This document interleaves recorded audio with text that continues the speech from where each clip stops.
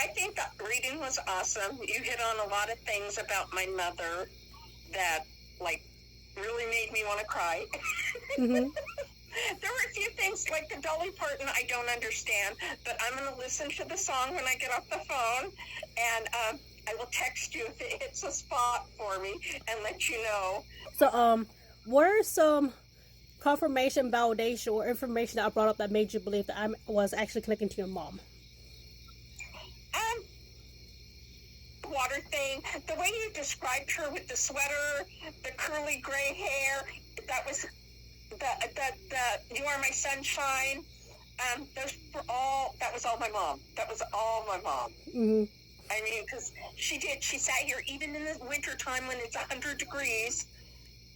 She would have a sweater on because I'd have the cooler on because I was hot and she'd be cold, and she'd sit here with the sweater on and her slippers. I mean, you totally described her for me. Okay, well, I'm glad I was like saying somebody was holding her hand, because I was holding her hand when she took her last breath. You know, my brother was giving her medication and I was holding her hand, and I said, Mom, it's all right, because 3 days before she died, I came home from work and my son was here, and he said, Oma wants to go to sleep. And I said, well, let her go to sleep. You know, I'm getting out of the car. I'm going, let her go to sleep. He goes, no, Mom, she wants to go to sleep forever. Mm-hmm. And she wants you to tell her it's all right. So I had to take a deep breath, because that's not something you want to tell your mom. Yeah. And so I came in the house. I go, hey, Mom, how's it going?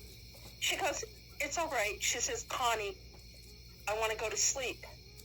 And I said, well, go to sleep. And she goes, no, I want to go to sleep forever. Will you be all right? Here, I'm going to cry. And I said, yeah, Mom, go to sleep. It's all right. I'll be okay. And so I really think that's the last thing she said to me. Because the next morning, hospice came in, because they came in that day. Because I had power of attorney. Yeah. That's what she wants, is a water birth. Yeah, so the mom said go to water birth versus home birth. Okay. Because, again, she's stressing about the bleeding after delivering the placenta. Okay, can I ask you one more question really quickly? I know it's really late there for you. Ask my mother, is my daughter ever going to have a baby? Be able to carry it full term?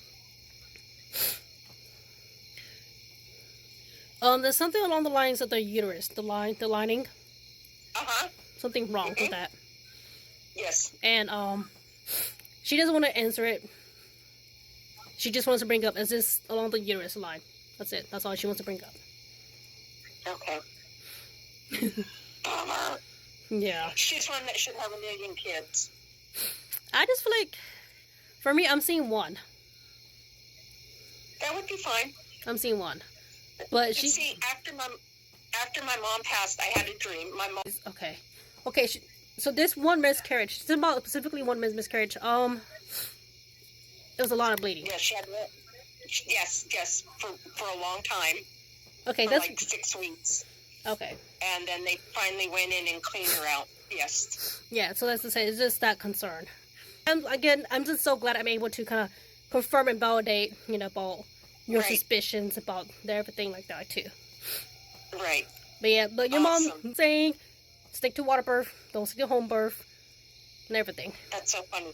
Both of them want water births. It feels like, okay, she's giving me an estimation of like towards your granddaughter. Like, so even though I did confirm about being an early pregnancy,